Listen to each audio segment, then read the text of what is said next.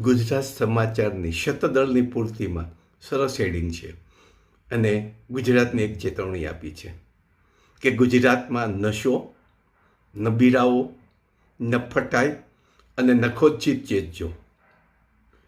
એવું કહેવાય છે કે ભૂતકાળમાં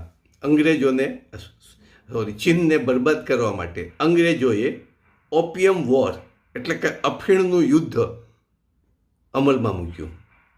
વર્ષો સુધી ચીનની યુવા પેઢીને અફીણના રવાડે ચડાવી ચીનને ખતમ કરી નાખ્યું. આવું પણ એક ગુજરાતમાં થઈ રહ્યું છે. ગુજરાતની યુવા પેઢીને બરબાદ કરવા તમાકુ, ગુટખા, દારૂ અને ડ્રગ્સના રવાડે ચડાવી દીધી છે. અને ધીમે ધીમે ગુજરાતનું યુવા પેઢીની અસ્તિત્વ ખલાસ થઈ જશે.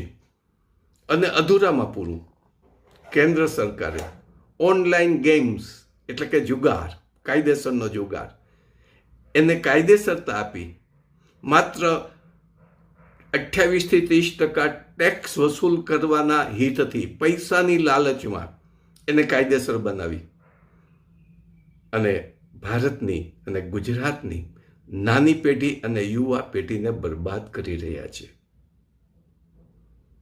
આમ ચાલુ રહેશે તો ગુજરાતનું અસ્તિત્વ મિટાવી દેશે. યશ ભાજપના શાસકોને જાય છે. છેલ્લા 3 ટર્મ સુધી ભાજપે આ કામની શરૂઆત કરી છે અને અત્યારે છેલ્લી કક્ષાએ પહોંચ્યું છે.